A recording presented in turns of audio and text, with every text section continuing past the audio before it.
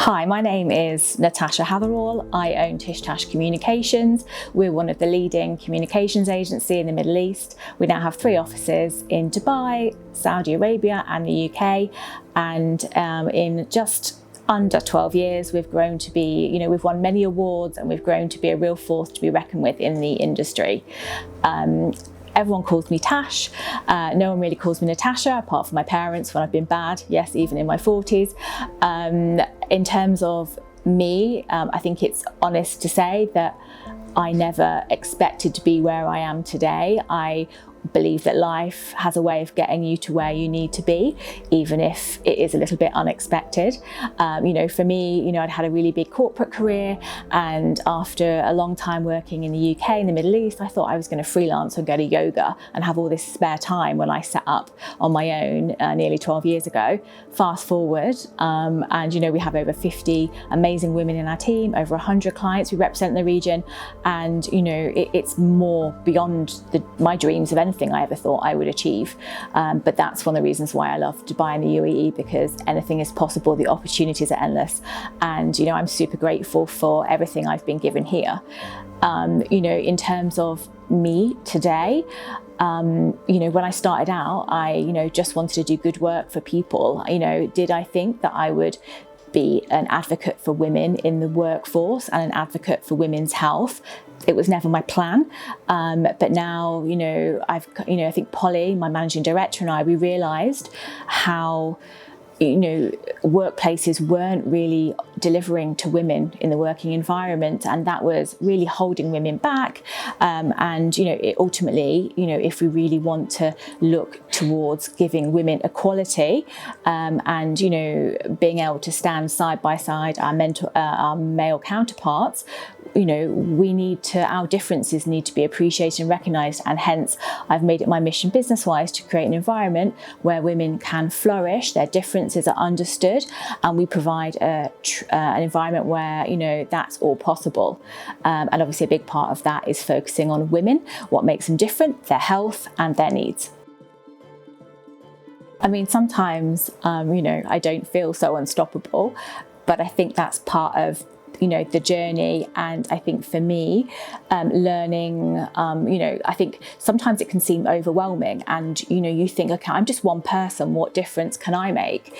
And I think in terms of with my business, I realized that okay, I am just one person and I am just one company, but potentially I have the chance to create difference for all those that work for me. So I have the chance to impact the careers of the women that work for me, and through making changes in the workforce, to policies on women's health.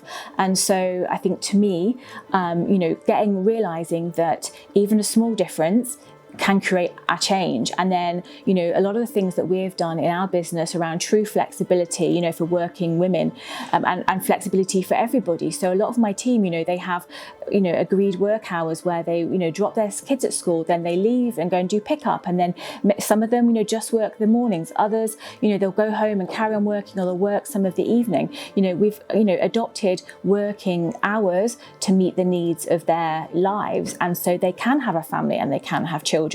And the reality is that a lot of my team have been with me 8 years, 9 years, even 10 years. It's if you provide an environment where women can truly try and have the best of a family and a career, you get loyalty, but also they want to deliver. They do a phenomenal job because they're being aided to kind of live the best life they can live, and that difference all adds up. I think for me, one of the key things that I've kind of found sort of to get to where I am today, I think I'm actually quite a shy person, and I'm quite introverted, even though I work in communications and a very extrovert industry. And I think things really started to step change for me in COVID, when I launched, well, I think one day, it was very early on in COVID, and I had a bit of a meltdown on social media. I think 80% of our clients had cancelled contracts, and I think like a lot of business owners, we were worrying about what this meant for us. And I just had, writing's always been my outlet. I love writing, and I chose to I had a bit of a just outpoured it all on Instagram on my stories. And then all of a sudden everyone was so taken aback by my searing honesty. You know, everyone was probably worrying about going bankrupt, losing their business, you know, how are they going to, you know, pay their staff. But I think very few of us were saying that. And I think generally, you know, we're not very good at kind of being honest about sort of, you know, difficult things. And I ended up for 2 years writing my COVID diary, which went on to win 2 awards. And I made it my mission to probably say all the things that we were all thinking, but none of us wanted to say. And the reaction to that level of honesty, openness and transparency was phenomenal. Obviously, it resonated in a time where we needed it. And I think if one of the things we've learned through COVID is very much, you know, for that authenticity. You know, we love to see the people behind brands, and we love to, you know, understand their stories, and that, you know, sort of, you know, you buy people. And so I think in terms of me, you know, that was never my plan. It really was totally accidental having a breakdown on social media.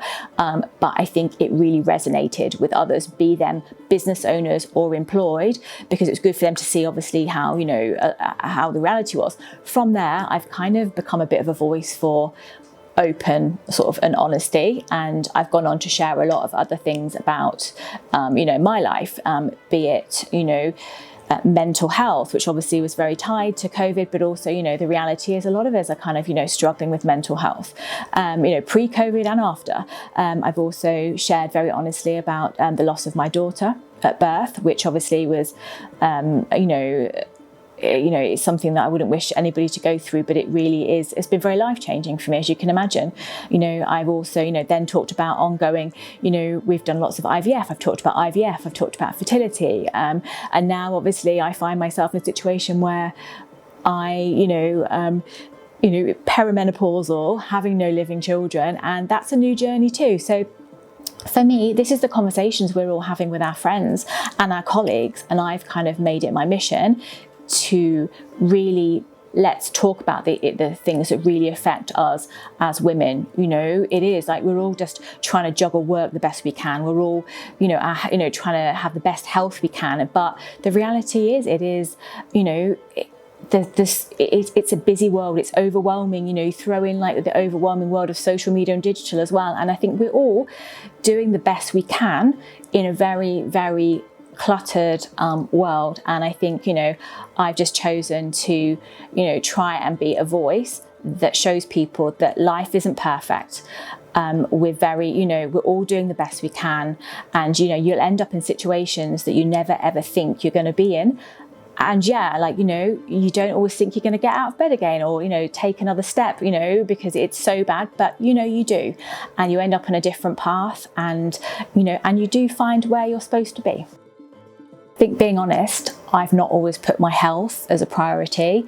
The nature of me is I try and make sure everyone else is okay, and I'm like running around, you know, be it family, friends, colleagues, you know, and so I put myself at the back of the queue. And that's something that I still today am doing a lot of work on personally, realizing, you know, that old adage of, you know, you put your oxygen mask on first. I think that's something that resonates with me, because I've got to get better at that still. But I think ultimately, you know, if you want to be there for your family, you know, your children, your spouse, even, you know, your friends, you know, you have to put your health first. And I think that for me has been a real journey. I think mental health in particular, I think, you know, that is utmost importance, and I think we'll all struggle with that at one time or another, but I definitely think, you know, you have to put your health, even small changes, and I'm very all or nothing in life, so it's either like I'm kind of, you know, if I take up fitness, I'll go to, like, you know, I took up Pilates and I did like 130 classes in 2 months,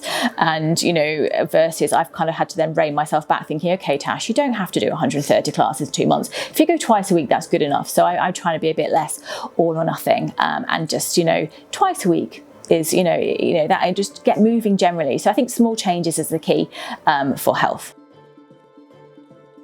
I think women are amazing. Obviously I'm very female focused. I'm a big advocate for women, and I think we're powerful and strong, and some of the things that we have to go through as women, you know, that is very unique. And I ultimately, you know, I do a lot of, sort of awareness and advocacy for women in business. And my view is, you know, in terms of the whole equality conversation, is that women, you know, we are already as strong as men. We are equal, but ultimately we are different. And that's why the women's health agenda is so important to me, because we have to, orientate work environments to the needs of women as well, and not just in the sort of male, more masculine way of working. Ultimately, we're the only ones that can have children. We have all the kind of, what goes with that, from hormones, sort of in pregnancy, postnatally, and then, in time, we'll end up in menopause, and that provides a whole other lot of, challenges for women. And I think that until there is that realization that men and women are equal, but we are different, and we need to treat them different. I don't want to be treated the same as a man, being honest, and I don't think any of us do. We just need our needs to be met. And so whether that is through true flexibility at work, so we can, ultimately a lot of the caregiving burden is on us, be it from breastfeeding or, or school pickups or whatever that looks like to you. I think we have to have our needs met.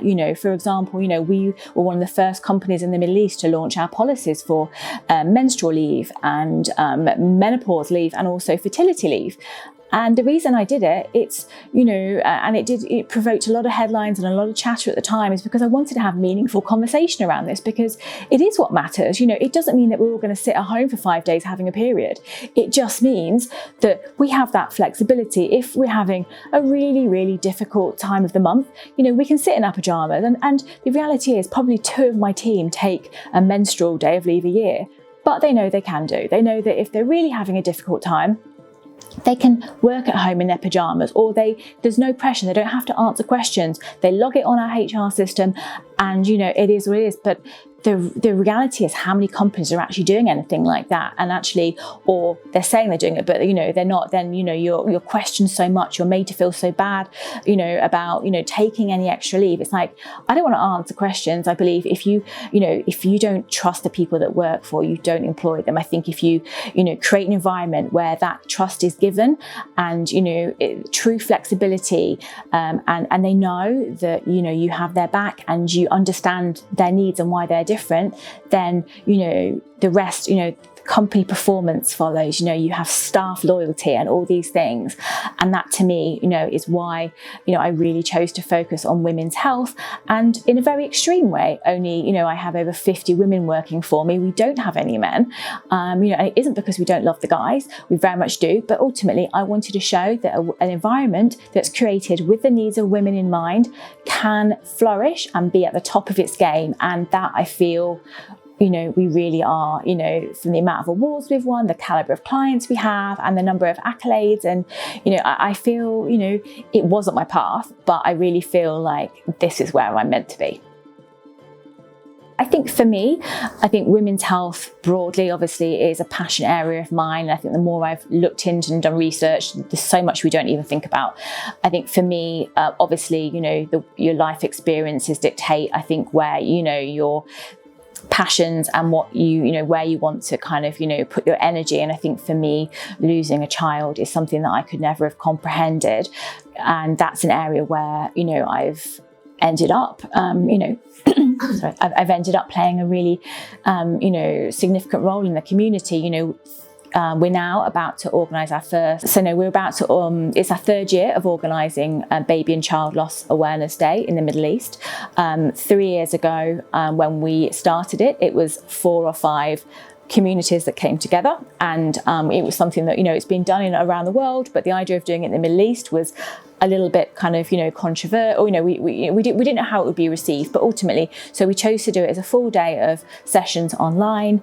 And now we have we have a website, we have a whole committee, and we're about to have our 3rd day this year, which is bigger and bolder than ever. And I think about this, and when we first started 3 years ago, no media wanted to cover it. No one wanted to talk about child loss, infertility, all of these kind of topics that relate around, baby and child loss.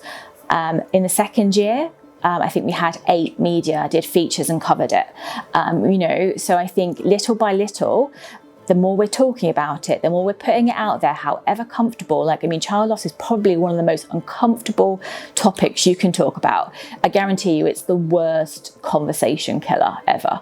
Having been there, you know, it is, I mean, you know, I always say I've lost friends because of it, you know, that couldn't deal with, you know, dealing with me or didn't know what to say, and they just avoid me. So I think things, if we talk about things and we put them out there in the public domain, it becomes easier. And yet it's never going to be easy for someone that goes through it, but just knowing that you're in a space where you can talk about it, there are people that, you know, understand and that are there, you know, the resources to go to. I think it's really, really powerful. Me and the collective, you know, Love Through Loss, you know, we're working on plans for this year. We're actually starting to go through the process of creating a not-for-profit here in the region, which is something that, you know, all of us feel very strongly that we want to create a legacy for this that is beyond just us, and we want it to go on. So that's something, you know, that I'm really, really passionate about. And on the offshoot of that, obviously, we're doing lots of work in the area of fertility. Egg freezing is a massive buzzword right now. We're all talking about it. Obviously, there's been lots of legislation changes, and I think, you know, for me, particularly working with, you know, a team of 20-something, early 30-something women, I think having, you know, we do lots of training about fertility, egg freezing, even menopause. I think it's really important that we all know, you know, what options we have. I think if my learning, and something that I would like any woman to take away from me, is don't always think you've got time. You know, I've had an amazing, amazing career. I've done brilliant things and I'm really proud of everything that I've done. But I did. I always thought I'd have time to have a family, and I left it late. And then, you know, when it came down to it, it wasn't as easy because, you know, the older you are, it does get more difficult. You know, there's egg quality issues and things like this. And so I'm now a big advocate for, you know, look at your options, look at egg freezing, you know, track your fertility, you know, don't just bury your head in the sand. And so I think, you know, for me, you know, the whole area of, you know, fertility, infertility, and raising awareness for this is a real passion for me. The things we need to talk about, openly and honestly, are fertility. You know, fertility rates are dropping. There's lots of reasons for it, from environmental to stress. And I think, you know, women, we need to be open and honest about that. I think the fact we're having conversation now about menopause and perimenopause is, you know, is great, because ultimately we're all going to go through it, and now there's a lot more awareness, and it's not just women thinking they're going crazy because they can't think straight or they're not feeling, you know, it's having, you know, and the number of women leaving the workforce because of menopause is frightening. Exceptional women with brilliant, you know, experience. I think if, you know, these are the things we need to understand so we don't lose amazing talent. You know, we're giving everybody the right environment to meet their needs, you know, and so I think for me, in terms of the future, I think looking at women and what make women different, particularly from the health and the family perspective, it's really key to kind of going forward. I think sustainability obviously is a hot topic right now because we have COP28 coming, and I think lots of us are really excited about that. I think sometimes people are getting overwhelmed with the whole sustainability agenda, and if it looks like you have to do all and everything, and that becomes, you know, it's sort of financially costly and it's just a lot to do. So I think, you know, the way I'm looking at it is very much like small differences add up. So, you know, you don't have to all of a sudden become 100% carbon neutral or, you know, make changes in one night. It could just be okay. So maybe, you know, you switch out to, you know, a water filter, you know, like rather than just using bottled water. I think, you know, with events, we're all thinking about how we can, you know, look at reusable bags, the type of materials we're using. We personally, we're really passionate about sustainable and clean and green brands. And so we've done a lot of work with brands in this space. We've even organised events. Oh So Ethical was an event we put together about all championing ethical kind of brands. I think so from a marketing point of view, it's something that we really want to work with brands who want to advocate in this space. But I think, you know, my view is small changes add up. So we can't, like with everything, even with the female agenda, it's like we can't change the world overnight, but every step forward makes a difference. I think for me, you know, I haven't always put my health first. I've gone through, you know, earlier in my life, I was very, very good at fitness. You know, I I probably was working out 5-6 times a week, and that's definitely something I really do believe, you know, physical health, mental health, it all comes together. I think, as I said, look, something that I am a little bit all or nothing, and so if I get into a sort of a fitness or a health, you know, regime, I try and go all guns blazing, and then I try and do too much, and then a couple of months later I can't sustain it. So something that I'm finding is that it's better to do 2 things a week, you know, and commit to them, rather than trying to do 5 things a week and then not doing them, and then you feel worse. So I think even, you know, doing 2 Pilates classes a week, or, you know, walking. I know we're really bad at walking here because, you know, a lot of things, you know, it is very warm and we don't always have, you know, like pavements and things that make it easy, but I'm trying my best to walk more, basic things, even if it is walking. You know, I installed the step counter thing on my phone, and I try and kind of at least gauge like how many steps I'm doing a day, be it around a mall, like event, you know. So I think definitely just basic getting moving really, you know, helps. And I think just realistic targets. If you set things that are too crazy, you're never going to achieve them. And I really do think as well, like, you know, particularly women getting older, I think it's really important to look at things like weightlifting, and obviously strength training is really important. So particularly as I'm getting older, I'm looking more at kind of activities that do fit with that. And I think as well, something that I've learned is, because I've got quite a busy life and I'm always on the go, sometimes my body and my, you know, sort of system can be quite overloaded, and adding in sometimes too strenuous exercise can actually be even more detrimental to my health. So you know, you have to listen to your body as well, and actually maybe walking is better for you than, you know, sort of long distance running. And I think, you know, but either just generally get moving, whatever that looks like to you in your life. I invite you all to join me at the start line at Dubai Festival City in November, and let's do the Dubai Women's Run together. Even if you're walking, you know, you don't have to run. Let's just move together. Let's, you know, be together as a community and embrace everything that makes it amazing to be a woman. See you at the start line.